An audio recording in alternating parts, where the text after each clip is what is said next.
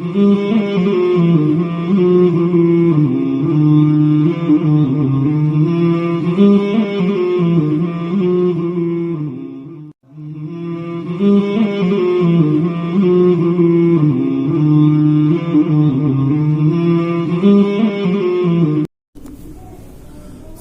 بالله من الشيطان اللعين الرجيم. بسم الله الرحمن الرحيم. نحمده ونصلي على رسول الكريم وآله الطيبين الطاهرين المعصومين المنتجبين ولعنة الله على أعدائهم أجمعين من الآن إلى قيام يوم الدين. أما بعد، فقد قال علي عليه الصلاة والسلام في نهج البلاغة: الذليل عندي عزيز حتى أخذ الحق له، والقوي عندي ذليل حتى أخذ الحق له. میرے تمام سامعین، ناظرین جو اس وقت مدرسے تعلیم القرآن والاحکام سے روزانہ دروس دیکھ رہے ہیں، میں نے آپ لوگوں کے سامنے مولا امیر المومنین علیہ السلام کا خطبہ نمبر 37 کی تلاوت کرنے کا شرف حاصل کیا. مولا امیر المومنین علیہ السلام نے عدالت کے بارے میں ارشاد فرمایا ہے. یہ خطبہ عادل مولا امیر المومنین علیہ السلام کے اس خطبے کی تشریح کرنے سے پہلے عادل کسے کہتے ہیں؟ عادل یہ ہے کہ وضع الشیء علی محلہ، جس چیز کا جو اس کے لیے حقدار ہے اس کو اس کی جگہ پر رکھنے کو عدل کہتے ہیں. اب اس کو میں ایک سمپل مثال کے ذریعے سے وضاحت کرنا چاہتا ہوں کہ سر کی جو ٹوپی ہے اس کو سر پہ رکھنا یہ عدل ہے، پاؤں پہ جو جوتی ہے پاؤں پہ رکھنا اس کو عدل کہتے ہیں. لیکن اگر اس کا الٹ کر لیں، جو ٹوپی ہے وہ پیر کے ساتھ باندھ دیں، پیر کے ساتھ، اور جو جوتی ہے وہ اگر سر پر رکھیں تو یہ عدل نہیں ہے. وضع الشیء علی محلہ. تو مولا امیر المومنین علیہ السلام نے کہ تمام پہلو کہ ہم نے ماشاءاللہ علماء کرام نے بڑی خوبصورت انداز سے گفتگو کر رہے ہیں ماہ رمضان المبارک میں. من ضمن مولا امیر المومنین علیہ السلام کے ایک پہلو وہ عدل ہے.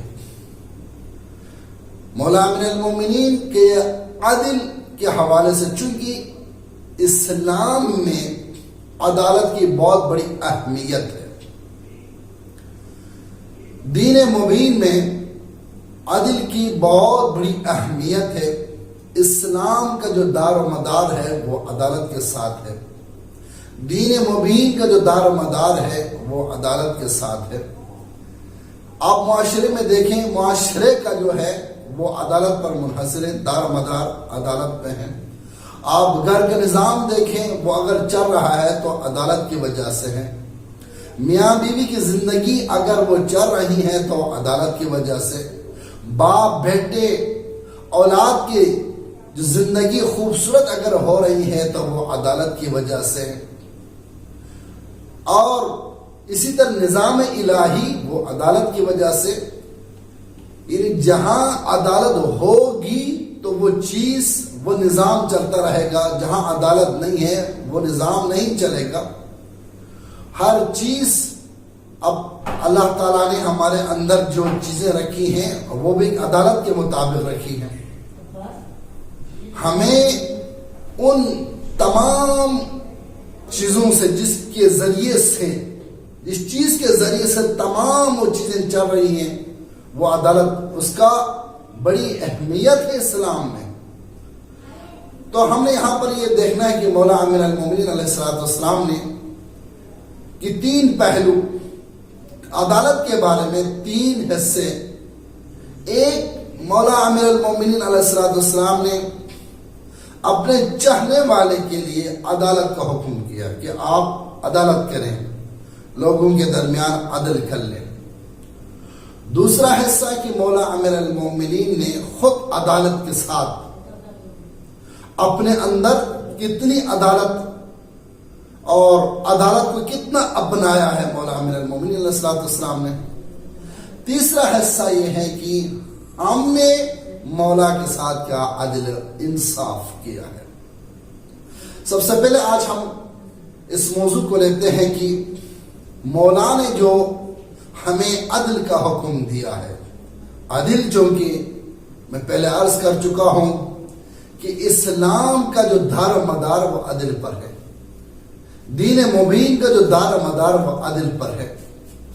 مولا امیر المومنین اپنے خطبات میں خطبہ نمبر 37 میں ارشاد فرماتے ہیں، الذلیل عندی قوی حتی اخذ الحق لہو.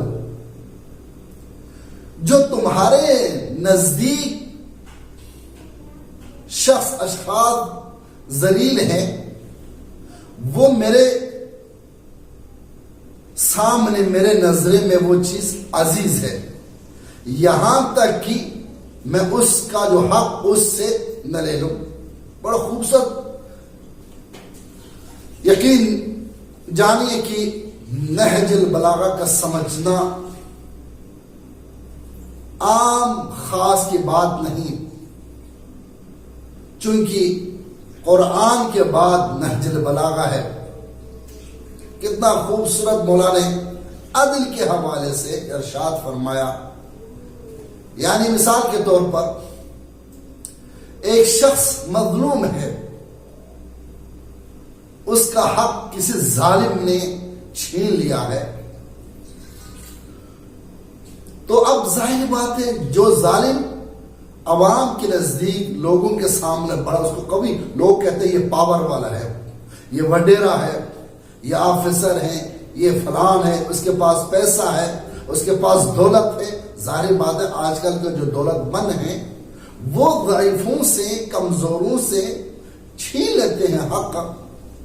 تو مولا فرماتے اگر کوئی بڑا کوئی ظالم شخص کسی ضعیف بندے سے اگر کوئی حق چھین لیا ہے تو مولا فرماتے ہیں جس بندے کو تم ذلیل کہتے ہیں، ذلیل سمجھتے ہیں، وہ شخص میرے نزدیک قوی ہے، عزیز ہے وہ، یہاں تک کہ میں اس ظالم سے اس ضعیف کا، جس کے تم ذلیل کہتے ہو، اس کا حق میں دلوانا ہوں.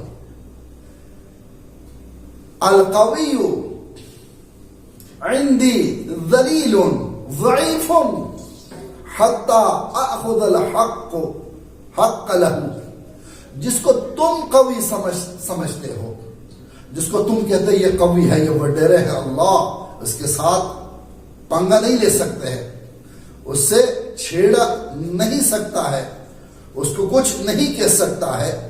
معاشرے میں آج کل یہ ہو رہا ہے، اگر کسی وڈیرے نے اگر کسی کی بے حرمتی بھی کر دی، ناموس پہ ہاتھ بھی اگر اٹھا لے، تو آج کہتے ہیں کہ نا وہ بہت قوی ہے، بہت بڑا ظالم ہے، اس کے ساتھ حکومت ملی ہے، اس کے پاس دولت ہے، اس کے پاس اسلحہ ہے. مولا فرماتے ہیں میرے نزدیک وہ شخص ذلیل ہے، ضعیف ہے، یہاں تک کہ میں اس سے اس ضعیف کا حق دلوا نہ دوں، اس وقت تک وہ شخص میرے سامنے ضعیف ہے. اتنا خوبصورت جملہ فرمایا. مولا امیر المومنین علیہ السلام نے پریکٹیکل کر کے دکھایا ہے، ہمیں کر کے دکھایا کہ عدالت کس طرح سے کرنی ہے.